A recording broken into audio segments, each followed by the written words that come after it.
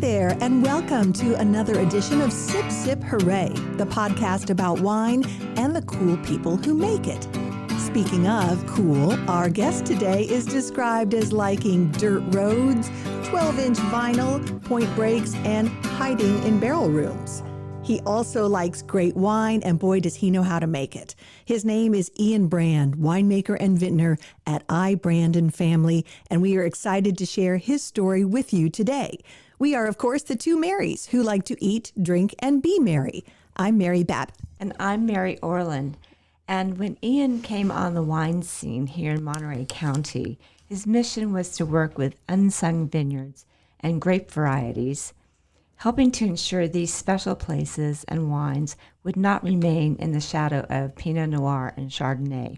Today, Ian is now the maker of 3 different labels under the I Brand & Family label, and each label has a unique focus, which he'll tell us about. As he likes to say, he's a steward of the region. Today, Mary B. and I are here at the I. Brand & Family Winery in Salinas with Ian, surrounded by barrels full of great wine. Ian, welcome to Sip Sip Hooray. Thank you. I'm happy to be here. We're glad you're here, and we've arrived on a very busy day. You guys are doing some bottling today. So we are in our last bout of bottling before the harvest comes, and it can be intense, especially in a year like this where there have been numerous snafus with supply chains, and trying to get all the different pieces in to get wine in the bottle has been an adventure. So we are running up against the impending harvest, and you got to empty space to fill space. That's true. You've got to have some place to put all that juice coming in. It's the laws of winery physics. Yeah. So what are you bottling today? We are doing some Pinot Noir for a client, and then we'll be swapping over to our Paysan Cabernet. And then we'll be packaging up our 2020 Paysan Pop. Sounds busy. Is it looking good? It's the quality wines are good. I've become jaded in that we've been doing pretty good work for almost a decade now. So it's more about hitting your marks. You know, it's like being on the stage, and you go, you hit your marks, you sing your songs, and you get it done. So we're mostly hitting our marks. There are a couple of loose threads that we need to tie up, and we're expecting harvest a little early this year. Not on all vineyards, but there are some that are a little light and moving ahead. And so we got some things to button up before the grapes start hitting the door. Once the grapes start coming in, all other work other than topping kind of just doesn't happen. Yeah. So as you were contemplating making wine here in Monterey County, what influenced you to look at working with some vineyards that weren't as well known and some unknown grape varieties? I know that you, for example, have been working with Albarino for one of your labels. So what's the inspiration? Well, what drew me to Monterey County originally was being poor.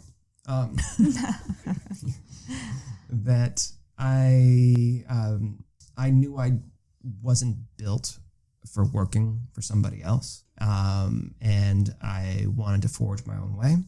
And I knew that I could not afford to play the way I would want in an established region. And so I was looking at regions I thought were underappreciated.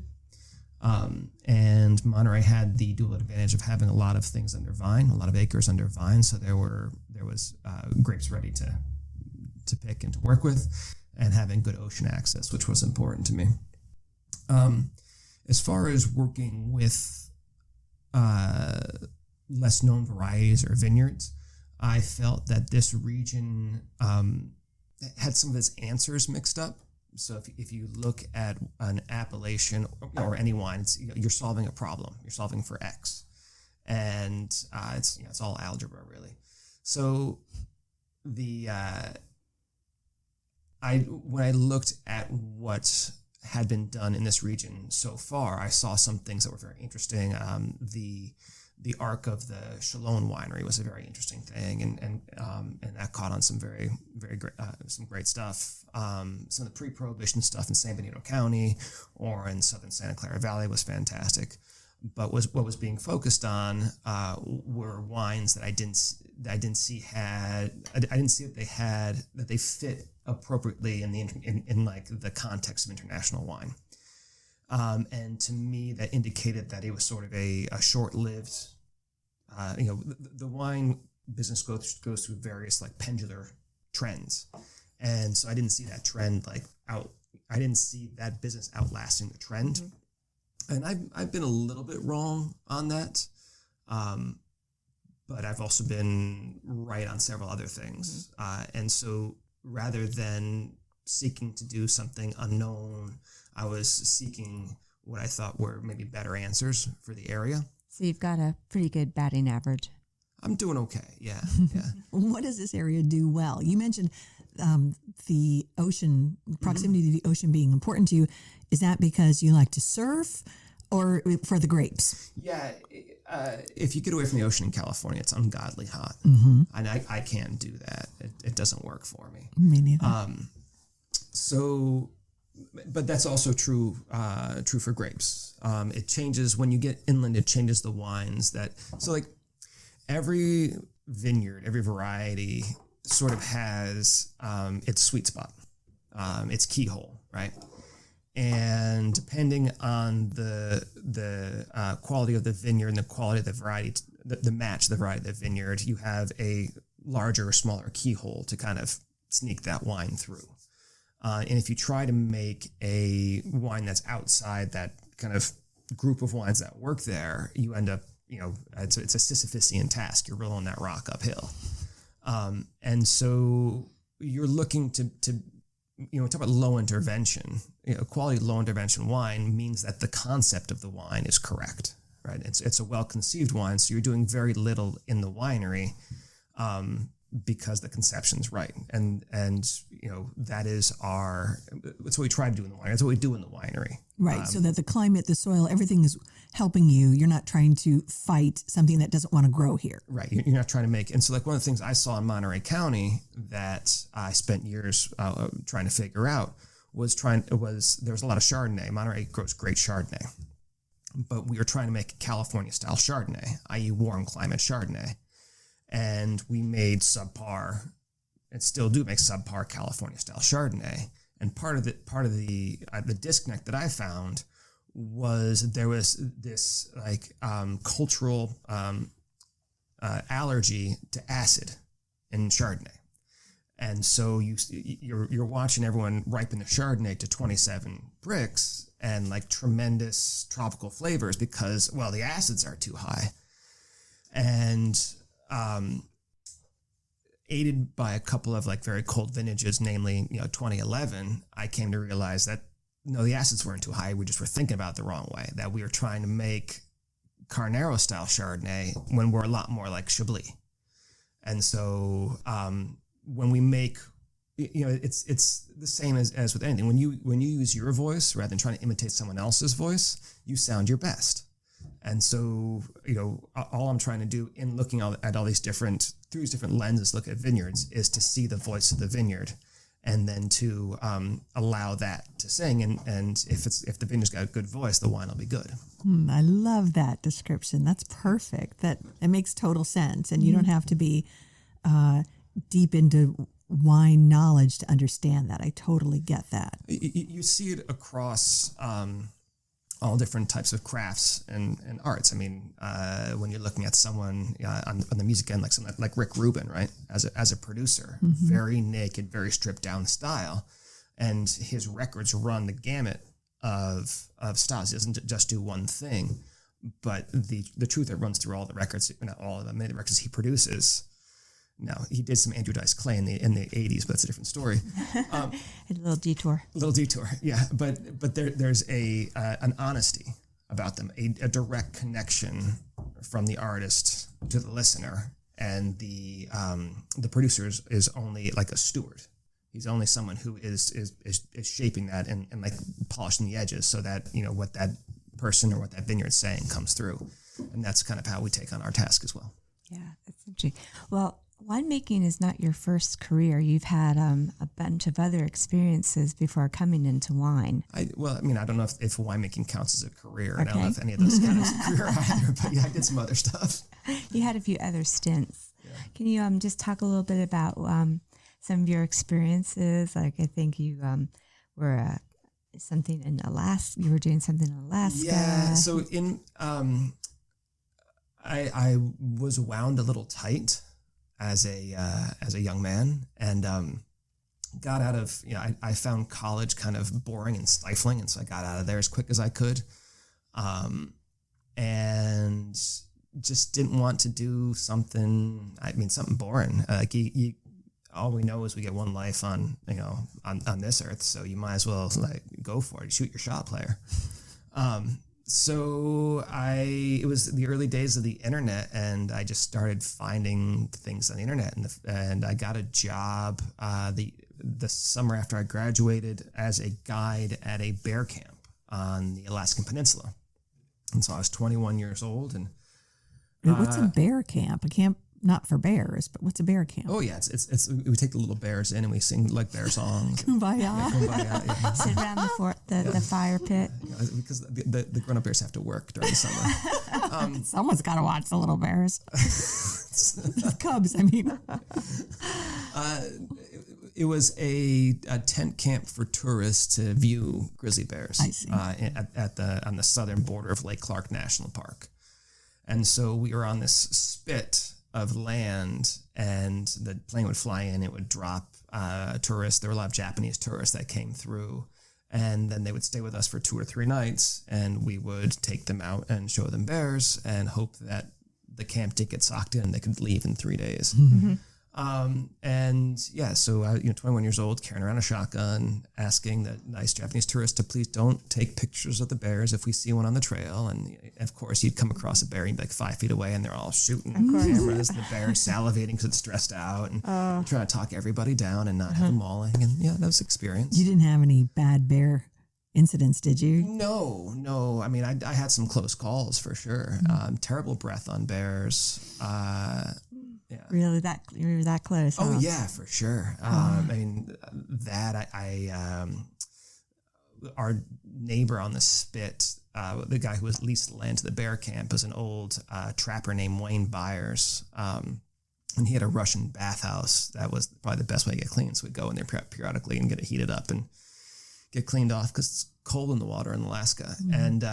And one time there was a young bear that found that bathhouse door was a very attractive place to kind of warm himself on a cool evening, and so I got trapped in there for a while. And, oh my gosh! And then kind of came out in my towel and was handed a shotgun and oh my gosh! in a towel and stand off with the bear. It was great. What did that? You said you were tightly wound. Did that help you chill out, or did it make it worse? I don't know. I kind of went from that to next thing, hitchhiked around Alaska for a while, and ended up in the Peace Corps in Ecuador, and it just kept maybe spinning harder. I don't know how to describe it, but yeah. So went from there, and then ended up living in a grass-roofed hut on an erupting volcano in a indigenous village in Ecuador for a couple of years. You like danger. Or adventure? I didn't do it on purpose. No. Adventure, yeah. Yeah. I mean, it was wow.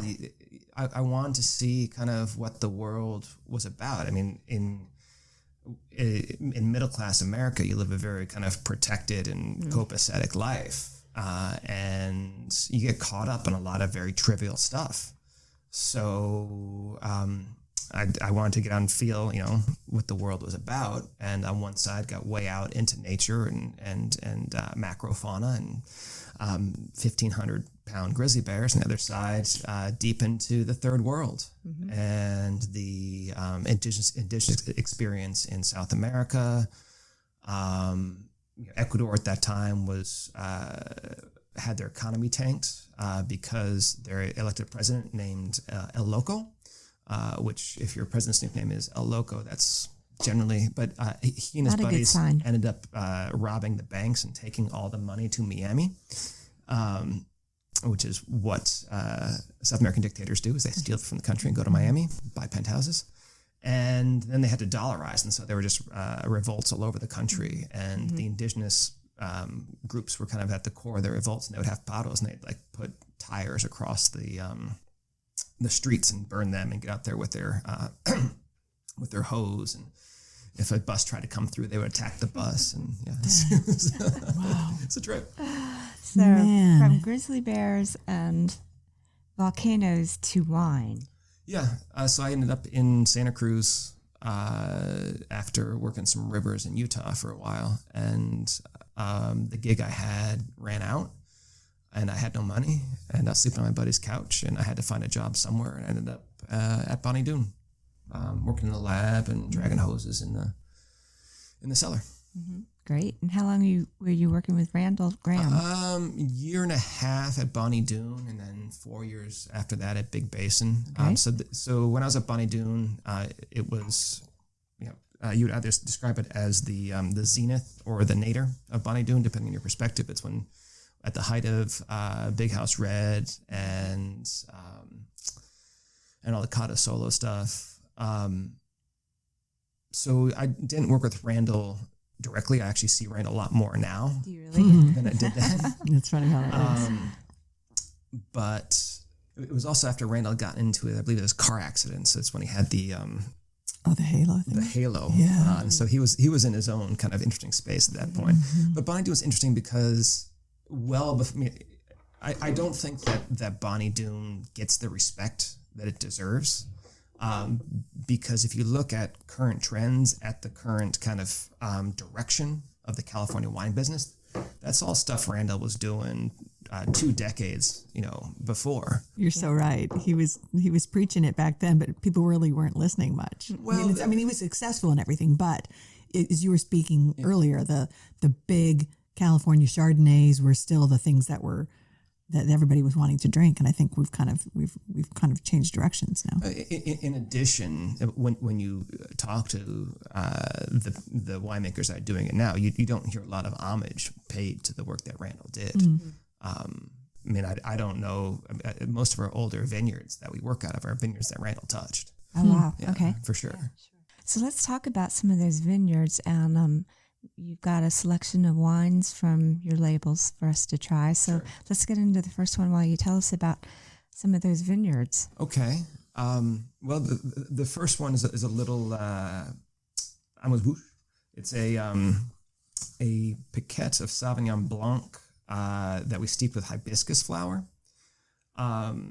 which has been an interesting wine, and then it's bottled as a pétillant naturel. So it's a sparkling, like 7.5% alcohol. Okay, you're kind of blowing my mind. Piquette and Petnat together, and I know for some of our listeners, they're going, Piquette, what is that? Is it a wine?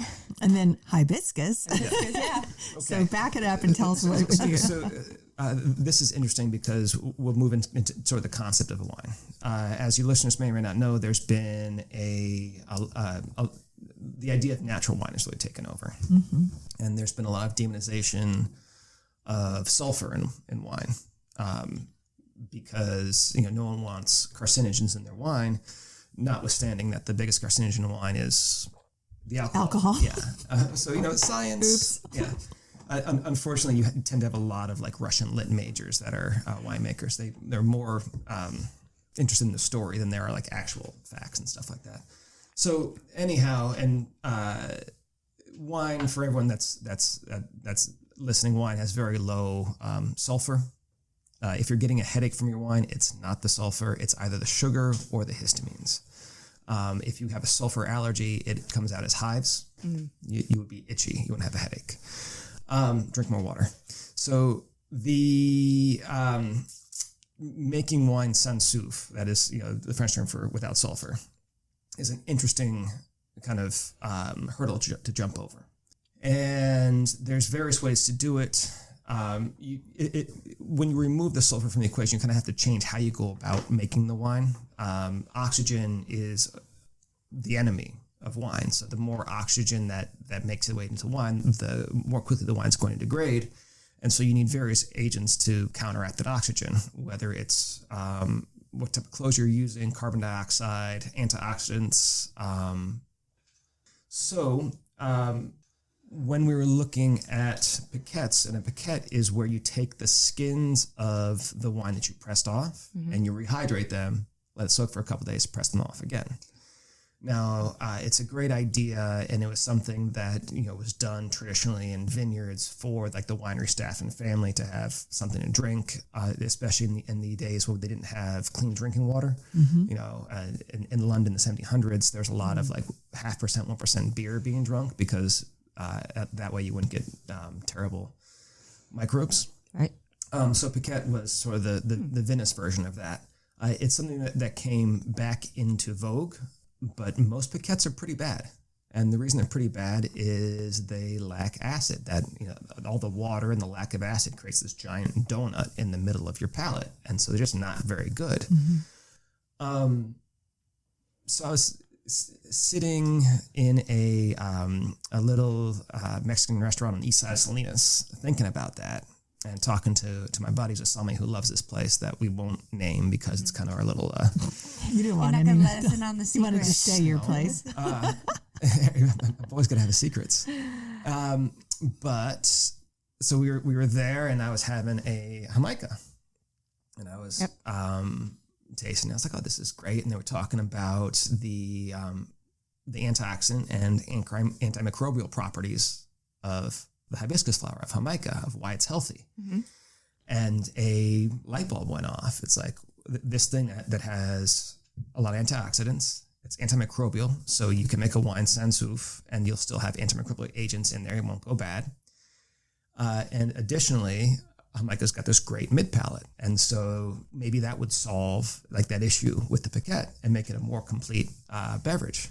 And so this is the second one we've made. And it really does. It operates somewhere between like a rosé and a sour beer. Yes. It's refreshing. It's but tasty. not super sweet. Not sweet at all. Yeah, I love that. It's dry and it's tart. Yeah, And the color is gorgeous. It's kind of a orangey amber. Yeah.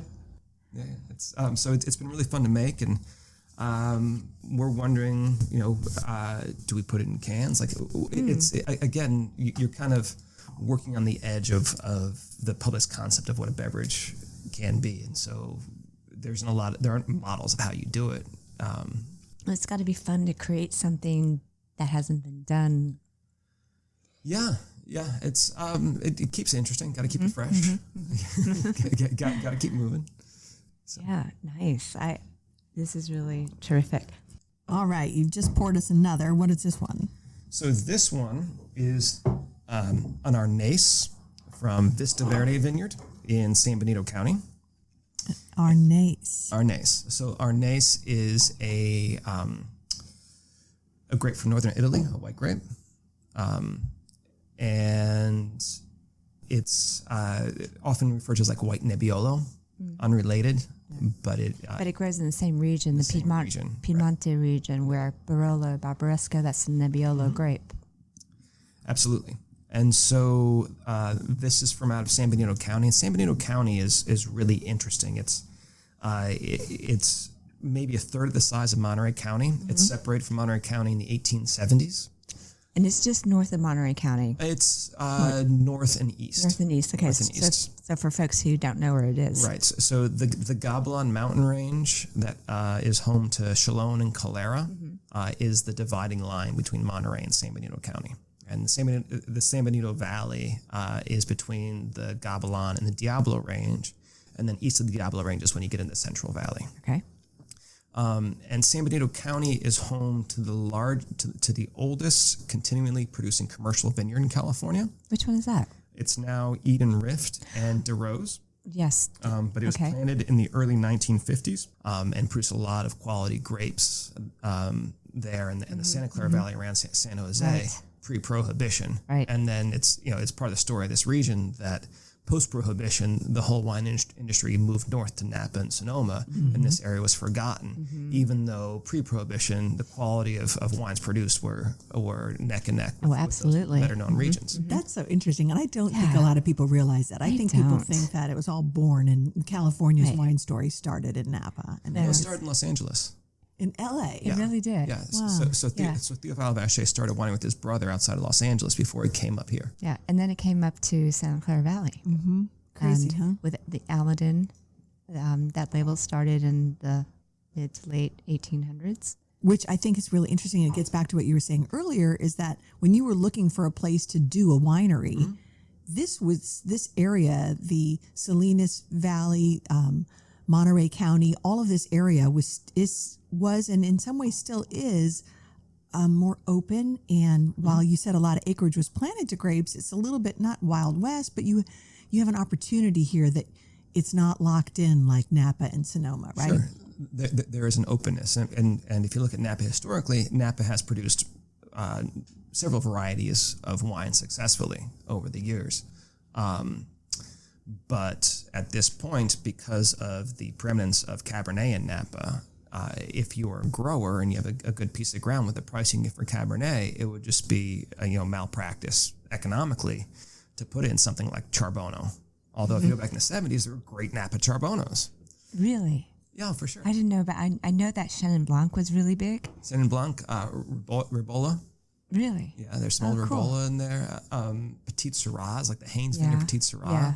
So that there are many more things in Napa before like the mass replanting of the 90s when Napa succumbed to phylloxera. So in a region like this, you just have a lot more seams and a lot more openness from growers to change. So Arnaz, there was Arnaz planted here in Monterey County, or San Benito, you were saying. Benito, yeah. So Vista Verde is probably an 850 acre vineyard that largely serves corporate wineries, but they have a couple of pockets of interesting things planted. And San Benito is really, really interesting to look at because it's kind of a tweener region. It's on the cooler end for Cabernet, but it's a little too warm for Pinot Noir and Chardonnay. And so you're looking at all the grapes between the Grenaches, the Cabernet Francs, the Loire Valley grapes. And so, I found it to be very successful with those, especially the Loire Valley grapes, and to a degree, kind of your lighter, fresher reds. And I was playing there 7-8 years ago, and that coincided with the pivot of California to that kind of fresher, lighter red paradigm. And I've watched San Benito County come move from like my special little backwater that was great to being run over by all kinds of winemakers from Berkeley and Northern California, and really seeking what they have there, which is fantastic for the growers. I really appreciate that. Right, and I can also have some nostalgia for. Now you've got to fight for those grape contracts. I try not to. If you're fighting for something, you're always getting poor value. So I had the benefit of establishing my relationships and kind of locking up the things that I needed. That's good. You were saying earlier that in a lot of your wines now, the goal is hitting your marks. It's like the stage thing. You've got it mapped out. You've got your recipes in place, and you know what you're doing. It doesn't take into consideration what's going to happen weather-wise in any given year or fire-wise or whatever. But all things being equal, you know what you're doing with the different vintages. Mary mentioned her Albarino earlier, and you were asking what the Salinas Valley, what this area does, especially the Salinas Valley. One of the reasons that wine works so well is the Salinas Valley does acid, aromatic, salinity, and minerality extraordinarily well. Like the Salinas Valley with white grapes in that vein, we do that better than anybody else. And so Albarino is a perfect proxy. It's a perfect lens for the Salinas Valley. And we've been making that wine for 12 years now. And so, every year is a different adjustments. Last year, last year, 2021, we hit our sugar number, and right where I like to pick it, 21 and change, and our acid, our TA was like 14, which is enough to take the enamel off your teeth and give you terrible heartburn. It's not a functional number to make wine at. So you kind of got to adjust your plan on the fly. But you've danced with this partner so many times that you just pivot and you kind of know what that partner's going to do. That's a good way to describe it. So the Albarino you've been making under what was your Le Petit Paysan label? No, the Albarino has always been. Oh, it's La Marea? Always been La Marea. Okay, so let's go through your 3 labels and describe them. So continuing the lens analogy, each label is a different idea kind of transposed on the patch of ground I work. Everything I work with is within 50-ish miles of the winery. So I'm really focusing on the area influenced by the Monterey Bay. Okay. And the reason I'm doing that is because different regions require different winemaking techniques. I have seen plenty of Napa winemakers come down here and apply like Napa protocols and make really bitter, gross wine. And it's because we're not like Napa. We need gentle extraction because we have that salinity, we have that intense sunshine, we have that acidity. And so you need to be careful with your tannin extraction because you combine too many of those things together, you've over-seasoned your food.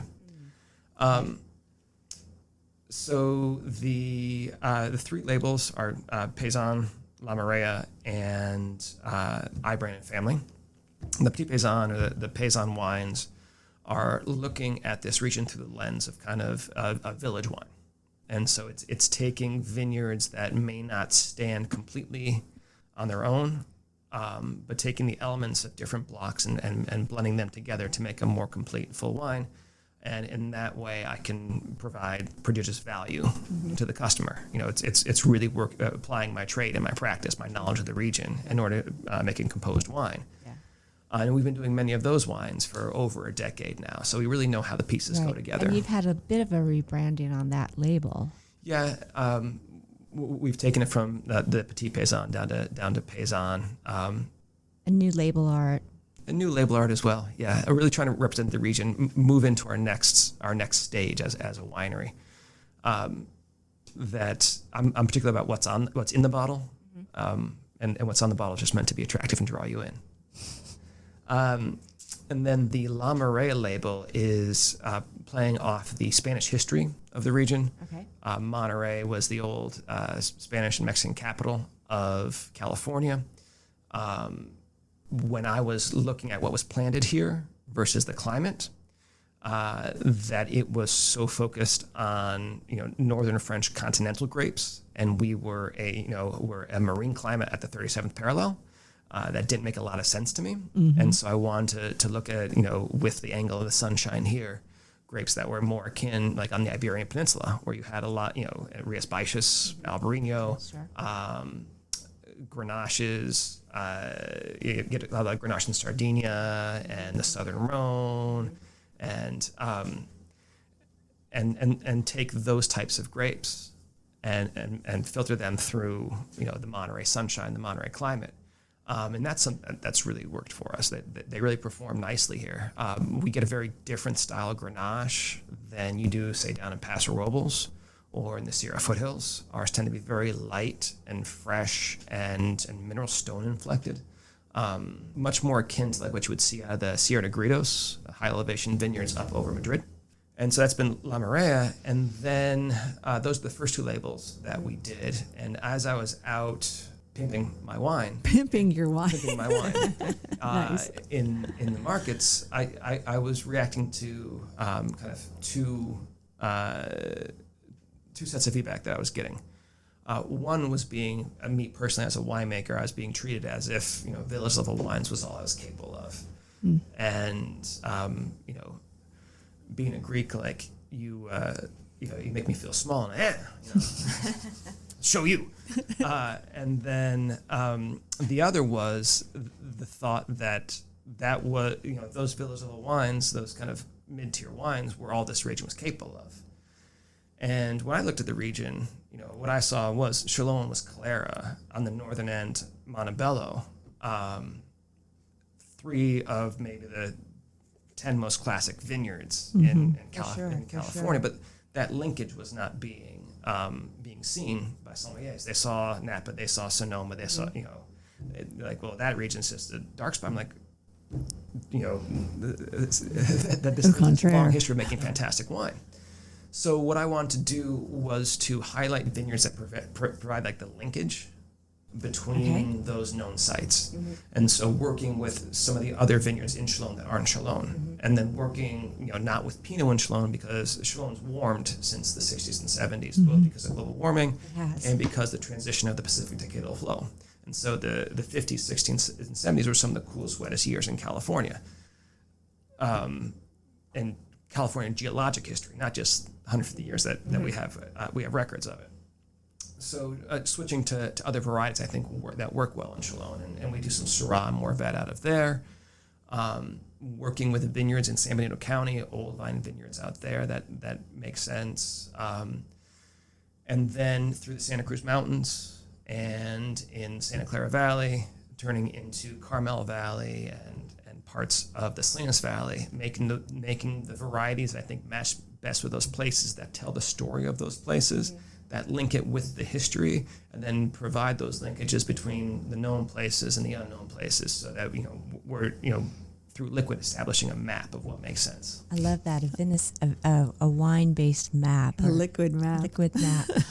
So all the wines we've tasted so far, the Paquette, the Arnais, are the brand and family label? The Paquette is just kind of its own beast. Okay. Our cellar master, Vince Contreras Iñiguez, did a torn paper representation of hibiscus. That's incredible.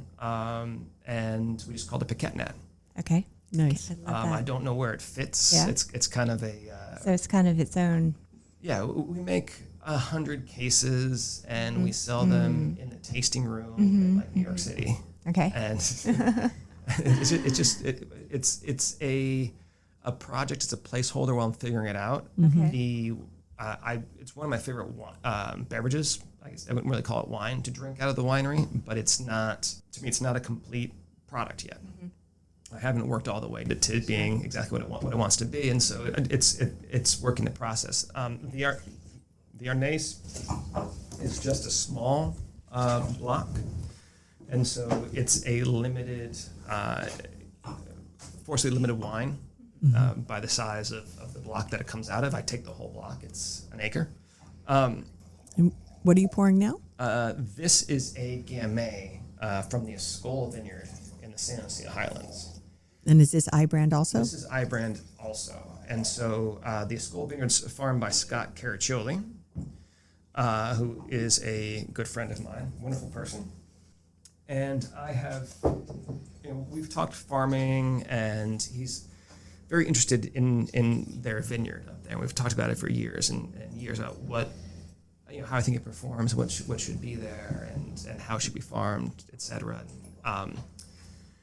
He's done an amazing job farming it. And one thing that I've been on the San Lucia Highlands about, so historically, when the Highlands were being planted in the early 70s, UC Davis Extension came out, and they looked at the climate, and they looked at the soils, and they looked at the terroir, and they said, well, what you should plant here is Riesling and Gamay. Really? And for listeners who may not know, Gamay is the grape of Beaujolais. Beaujolais, you're right. And now, at the time, Gamay had a bad reputation in California because people were planting something that was called Gamay Beaujolais Pinot Noir, which is a variant of Pinot Noir from like the lowlands of Burgundy. It's a Pinot droids up. It grows upright and creates larger clustered, larger berry Pinot Noir. Doesn't make that great wine. Those recommendations, and there used to be some great old Riesling blocks in San Lucia Highlands. I think most of them have been ripped out. All of them have been ripped out now. Everything from the 70s, yeah. But so I'd kind of been on Scott being like, what would really work in your vineyard great would be Gamay. And for a couple of years, nothing. And then finally he went and put some in, and he said, well, you're going to take some, right? And you gotta put your money where your mouth is. And so That's right. You asked for it. I said, okay. And so now Careful what you ask for. Right, careful what I asked for. And now I'm a Gamay maker. Early results are fantastic. Oh, this is fantastic. A lot of people may know Beaujolais Nouveau, and Beaujolais Nouveau is nothing like this, and nothing like the quality Beaujolais that come out of the Beaujolais region in Burgundy. But this is really beautiful, and it has lots of fruit, but the acid, Yeah. again, the acid is really great. Yeah, it's a really pretty asset. It's got a lot of whole cluster in it. So yeah, it's a great kind of backbone to it. Just I think it's a really impressive wine, and that's that's early results. As these vines get another decade in them, I think what they can be is really impressive. And to me, that just says, hey, this belongs here. This is the right thing here. Good for Those you for Davis enologists were right? They were. They- And Well, good for you for pushing for it. Thanks. Yeah. I really I want to see everyone succeed. I want to see good people succeed. I want to see good work succeed. And I believe that if you have the right answers, that success is much easier. Yeah. And so whether or not it reflects back at me or comes back to me, I really like seeing people come to good answers. That's so nice for to their hear. sites. Well, you are obviously very busy with all these 3 labels, many different varietals. You're no longer running rivers or doing bear camping. What do you do to unwind now? I can see an electric guitar or is it a bass on the wall here. That's a bass. You Yeah. will find all kinds of instruments around. Oh, you're musical? Yeah. So I have a band that play in the winery, practice in the winery, and that's a great release. What's your band called? I have no idea. Oh, okay. It's been 6 years. We never You named it. didn't, okay. What do you guys like to play? Oh, in terms of like music, style. Oh, I came up in college radio in the 90s, so there's a lot of influence of that. Harkening back to kind of like the punk and grunge then, and the Uncle Tupelo. I was very impressed upon. So I collect a lot of records, and the reason I do is because my next door neighbor, who's my best friend growing up, started collecting records. And the first record that he got that was sold to him by an old stoner at the local used bookstore was an early Funkadelic record called Maggot Brain. Oh, what a good maggot brain. And we went through like a major Funkadelic phase, to the point where he was trying to buy merchandise off the backs of these old records and sent one of his mother's checks out to buy some T-shirts, and they cashed the check 3 times. And I mean, they ain't nothing funkier than that, right? No. I can't think of anything. Yeah. I hope you still call. I hope you have always called him ever since then, Maggot Brain, because it's such a good nickname. Oh no! His nickname. We also went through a wrestling phase, and so his nickname is Nixor Maximo. Oh. Which is his wrestling name. Yeah. And do you have a wrestling name? I can't share you it. can't. Yeah. I have several horrible nicknames that I have not used since I moved to Monterey County. And every once in a while, somebody I know from where that comes back, and it's like, "Hey," and you're like, "Oh, No. Don't be bringing that here. Yeah, probably the worst one. So when I was growing up, because I'm Greek, I was named Ian. My mom called me Yanaki because my grandpa was Yangi, so I was Yanaki, and none could say that, so I was always called Naki, and I kept trying to, as I got older and more mature, trying to change away from Naki growing up. Until I just kind of leaned into it. I went to college, and what's your name? My name is Naki, and everyone would ask me, why is your name Naki? And so I just kind of got frustrated, and I started telling people that's because I'm the Captain Noclotopus. And that was my name for 4 years. Oh, that's a mouthful. Yeah, it's a terrible name. That's funny. So, well, Ian, it has been so much fun getting to know you and your stories. It's all come together to make you the winemaker you are. Thanks. No, it's been a journey, and I hope that the next decades are as interesting and exciting. And successful, too, because you've really Absolutely. come into your own. And can you tell our listeners how to find your wines and where to get them? We have a tasting room in Carmel Valley. We're at the far end of the valley across from the Running Iron. Locals will know where that is. The Running Iron, what is that? The Running Iron is one of the great bars left in Monterey County. Oh, okay. Okay. And So you're well positioned. well positioned. Yeah. A little bit of gamay, a little gin and tonic. We're all good to go. Right. All right. And it's 19 East Carmel Valley Road. And so that's the best place to find us. And then we're online at ibrandwinery.com. Fantastic. Well, it has been a true pleasure, and it's so fun meeting someone with such an adventurous spirit and doing crafting not only exciting wines, but really elegant wines. I think the stuff you've poured for us today is just beautiful and beautifully expressed. And just a lot of respect for the region you're working in, for Monterey County and what it really has to offer. Well, I appreciate that. That's something what we try to put forth, and it's lovely that you guys see that in our work. We do, and we taste it too. Well, again, Ian Brand, thank you for being here, and sip, sip, hooray. Sip, sip, hooray. Cheers. Cheers.